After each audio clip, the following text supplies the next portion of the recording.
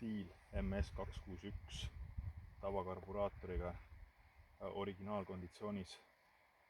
Saag on küll lahti võetud, totaalselt ära puhastatud kõik, aga mitte midagi ei ole nii-öelda värvitud või üleliigselt tehtud siin, et uuesti kokku pandud ja saak töötab nagu peab. Uuema tüübi MS261, uuema kaanega ja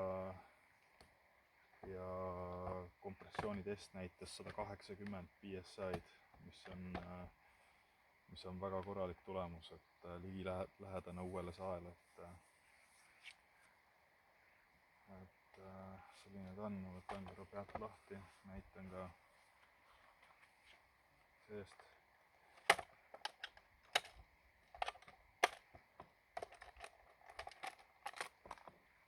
Isegi kaan on täiesti korralik.